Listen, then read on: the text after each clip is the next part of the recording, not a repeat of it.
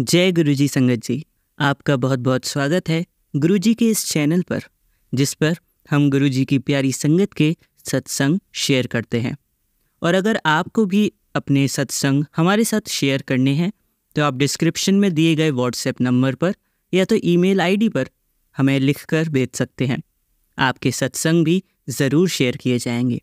चलिए संगत जी, आज का सत्संग शुरू करते हैं। जय गुरु जी की, शुक्राना गुरु जी का। मैं यह सत्संग शेयर करूं उससे पहले मैं गुरु जी के मंत्र का जाप करना चाहूँगा। ओम नमः शिवाय। शिव जी सदा सहाय। ओम नमः शिवाय। गुरु जी सदा सहाय। गुरु जी की प्यारी संगत को मेरा जय गुरु जी। मैं अमृतसर में रहता हूँ तथा गुरु जी के अनन्य भक्तों में एक हूँ। मुझे यह भली भांति ज्ञात है कि गुरु जी के चाहने वाले एक स्थान पर सीमित नहीं हैं, वे सारे विश्व में फैले हुए हैं। जब भी कोई भक्त अपना सत्संग शेयर करता है तो विश्व के हर कोने में सुना व देखा जाता है। यदि हम गुरुजी के अनन्य भक्त बनना चाहते हैं तो हमें गुरुजी के सिद्धांतों का पालन करना पड़ेगा, वरना हमारा पूरा जीवन निकल जाएगा, कुछ भी प्राप्ति नहीं होगी। कुछ लोग दूसरों को दिखाने के लिए भक्ति भाव का ढोंग करते हैं। ऐसे लोगों के दो रूप होते हैं, जैसे हाथी के दांत, खाने के और दिखाने के और। गुरुजी कहते हैं कि कभी किसी की बुराई मत करो। यह आदत बहुत ही गंदी है। आजकल व्यक्ति चाहता है कि सामने वाले सभी लोग उसकी तारीफों के पुल बांधें और वह व्यक्ति हर समय दूसरों को नीचे दिखाकर अपने आप को सर्वश्रेष्ठ दिखाने की कोशिश करता है। ऐसा व्यक्ति गुरु कृपा का पात्र नहीं बन सकता है। दूसरा, यदि कोई व्यक्ति आपको गाली दे रहा है और बदले में आप भी पलटकर उसको गाली दे रहे हैं तो आपने बराबरी कर ली। जितनी सजा का प्रावधान भगवान के खाते में उस गाली देने वाले का है, उतने ही पलट कर देने वाले को है। मैं एक डॉक्टर परिवार से हूँ, खुद भी अपने शहर का एक प्रतिष्ठित डॉक्टर हूँ। मेरे पिताजी अमृतसर के मेयर रह चुके हैं। सारे समाज में हमारे परिवार की प्रतिष्ठा है। मेरे पिताजी स्वभाव से बहुत दयालु हैं। वे हमेशा निम्न वर्ग की सेवा में तत्पर रहते हैं। यदि किसी व्यक्ति पर पैसा नहीं है तो उस व्यक्ति को हर संभव मदद करते हैं।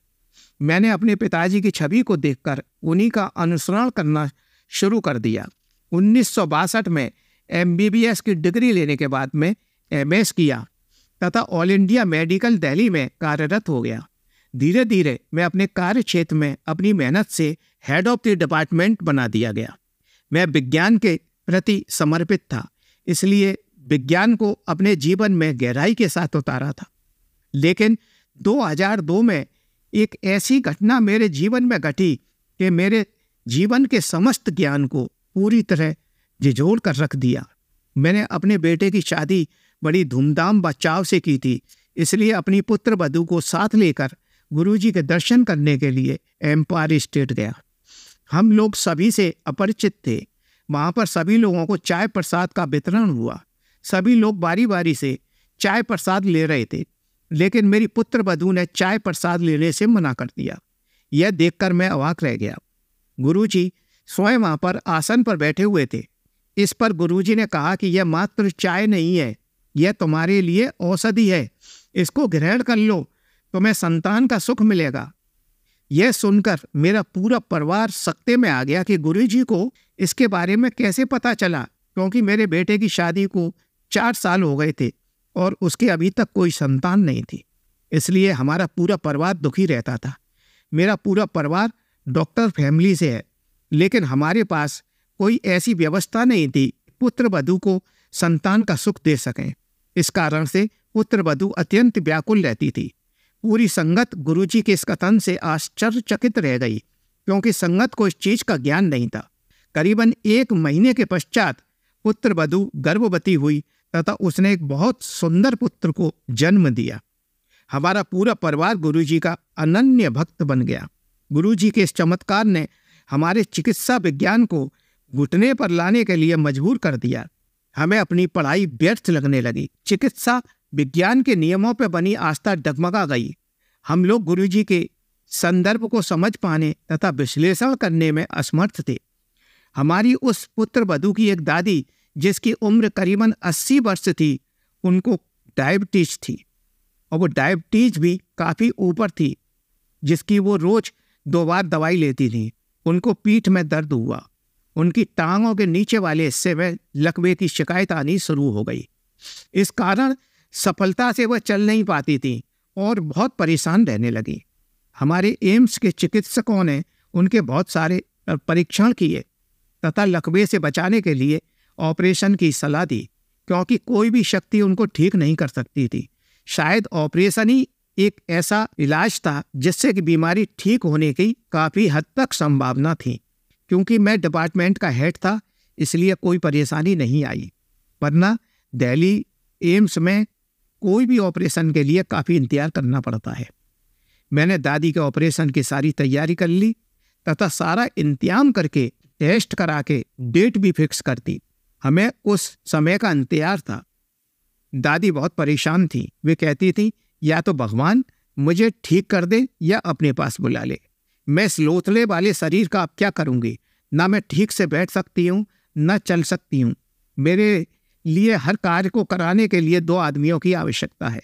तभी हमारी पुत्र वधू उनको देखने के लिए अपने घर गईं। उनकी हालत देखकर बहुत दुखी हुई। अपनी दादी से बोली, दादी आपके ऑपरेशन की डेट तो परसों की मिली है। आज शाम को आपको गुरुजी के पास दर्शन कराने के लिए ले चलते हैं। उन्होंने मेरा कितना बड़ा कार्य संपन्न कराया था। शायद वो आपकी कुछ मदद कर सकें। अगर कोई मदद नहीं भी मिली तो परसों ऑपरेशन के लिए गुरुजी की ब्लेसिंग और परमिशन तो मिल ही जाएगी। मेरे को पूर्ण विश्वास है कि अपने गुरुपा पर कि वो आपके लिए कुछ करेंगे। शाम के समय हम सभी लोग दादी को बड़े मंदिर छतरपुर ले गए। वहाँ पर पहले से गुरुजी आसन पर बैठे थे। शब्द चल रही थी। काफ़ी पॉजिटिव रेस वहाँ से निकल रही थी। सारे वातावरण में गुलाब की खुशबू फैली हुई थी। जैसे ही हम लोग मंदिर में दाखिल हुए, गुरुजी अचानक बोल पड़े, डॉक्टर बहू की दादी को ले आए।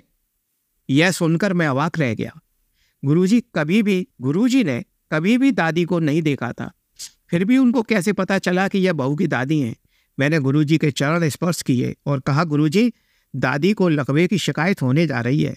इनके हाई डायबिटीज है, इसलिए एक छोटा सा ऑपरेशन करना पड़ेगा। परसों की डेट मिली है। हम लोग इनको आपके पास इसलिए लाए हैं कि आप एक बार इनको ब्लेस कर दीजिए, जिससे ऑपरेशन सफल हो जाए। यह सुनकर गुरुजी बहुत जोर से हंसे और बोले, जा तुझे ठीक किया। इतना कहते ही गुरुजी अपने आसन से उठे और अपने हाथ से कड़ा प्रसाद खाने को दिया। कड़ा प्रसाद देखकर दादी सकते में आ गईं, क्योंकि उनको हाई डायबिटीज थी। गुरुजी को उनका आशय समझ में आ गया और बोले, चिंता न करो, सब ठीक कर दूंगा। कड़ा प्रसाद पूरा ग्रहण करा के गुरुजी ने दादी को धीरे धीरे उठने को कहा।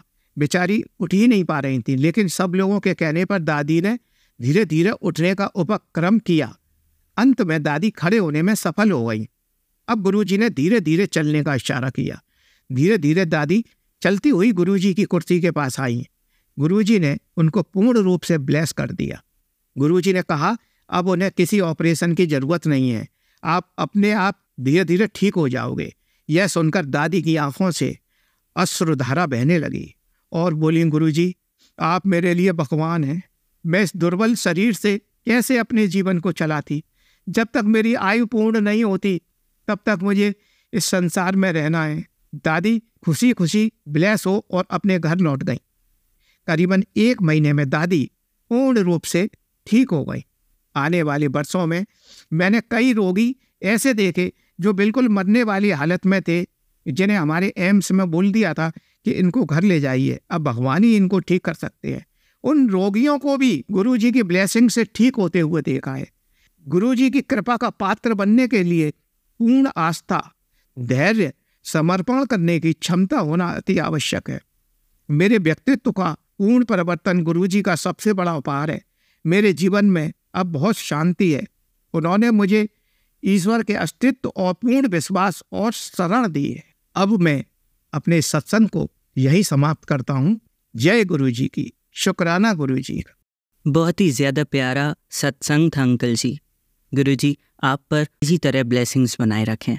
चलिए अब मंत्र जाप करते हैं। ओम नमः शिवाय शिवजी सदा सहाय। ओम नमः शिवाय गुरुजी सदा सहाय। ओम नमः शिवाय शिवजी सदा सहाय। ओम नमः शिवाय गुरुजी सदा सहाय। ओम नमः शिवाय शिवजी सदा सहाय। ओम नमः शिवाय गुरुजी सदा सहाय। धन्यवाद संगत जी, आपका दिन बहुत ही मंगलमय जाए। जय गुरुजी, शुक्राना गुरुजी।